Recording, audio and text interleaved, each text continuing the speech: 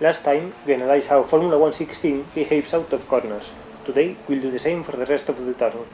This video will be split in two parts. First, we'll see how the car behaves in heavy traction zones, and then we'll see how the car behaves when it's coasting. In this last part, we'll not include only pure coasting, but any sort of turn where there's not heavy braking or traction efforts, like the SS at Silverstone or Suzuka. The changes in these areas are not so dramatic, but it's still worth commenting on them. Before starting, I need to explain that for the part about braking, we'll focus on the second half of the braking zone. In a modern Formula 1 car, the first part of a heavy braking zone is quite straightforward. Kicking the pedal and timing your shift is all you need to do.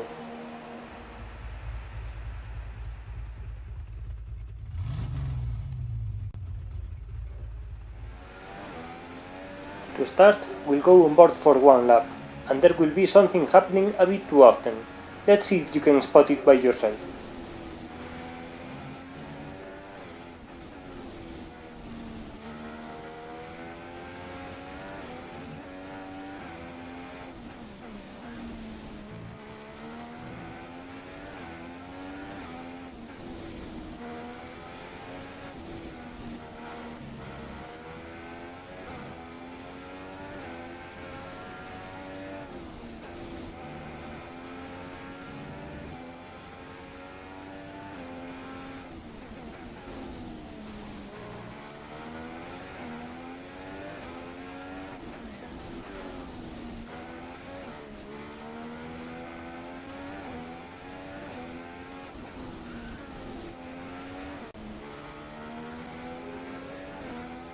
I bet some of you saw it. I have 3 of these lovely small lockups you get when you are at the absolute limit in just 2 sectors. I left sector 1 out because it would have been too obvious.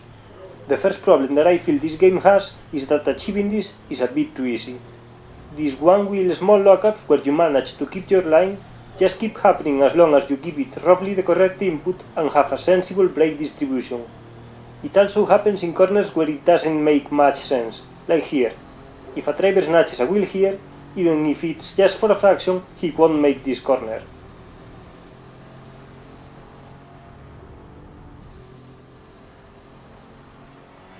After you get used to a track, I feel it's a bit too easy settling in this window where you keep doing this over and over. You don't seem to lose too much turning ability as you lock the fronts, and if you lock the rears first, it's very easy to keep the car stable. You don't have to do anything special to survive on the edge. After a while, going into the corners with your tires smoking and on the absolute limits of grip becomes a standard thing to do. Even into corners that are infamously difficult to get right, you can survive on the edge lap after lap.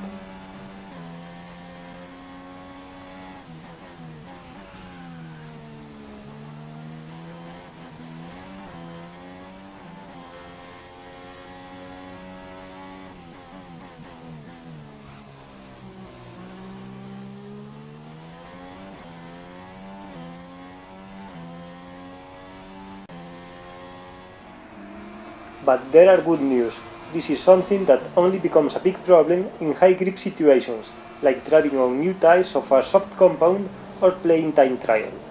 Once you drive on a hard compound, or an old tire, or in the wet, this window of perfection becomes harder and harder to achieve, and you start getting different kinds of lockups that do hurt your line.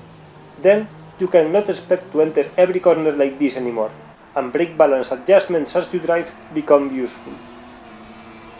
I will say that the biggest problem of this game under braking doesn't have anything to do with the brakes, but with the engine. Have a listen to this.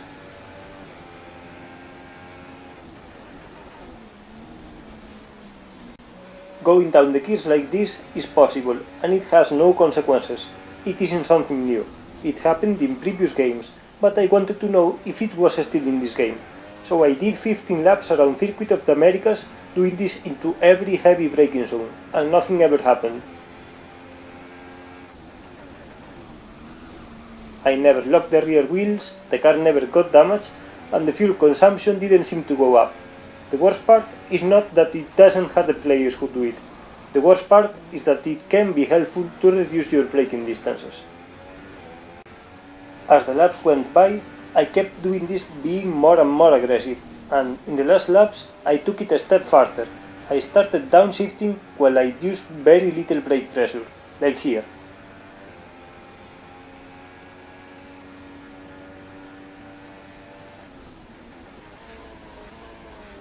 At all times I kept an eye on the temperatures and still everything was okay. It was very disappointing to check that they still didn't fix this exploit.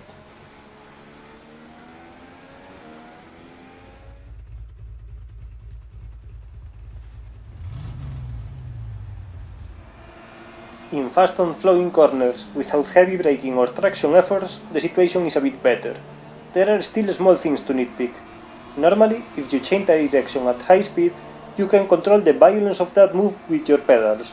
If you lift just as you turn, the front will grip instantly, but you can get oversteer.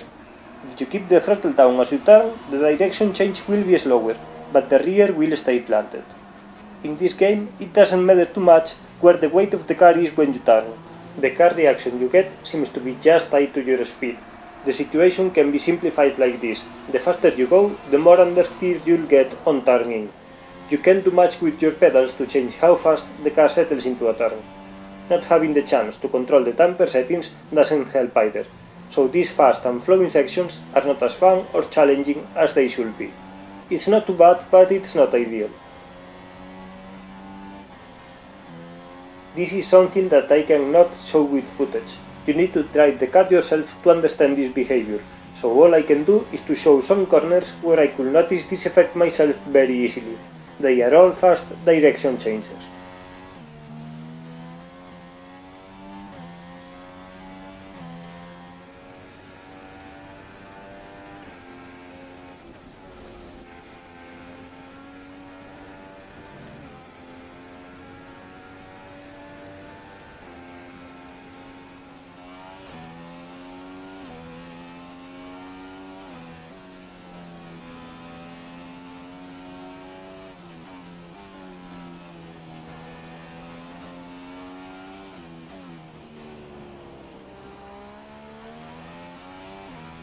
And that's all for this video. I hope you enjoyed it, and as always, thanks for watching.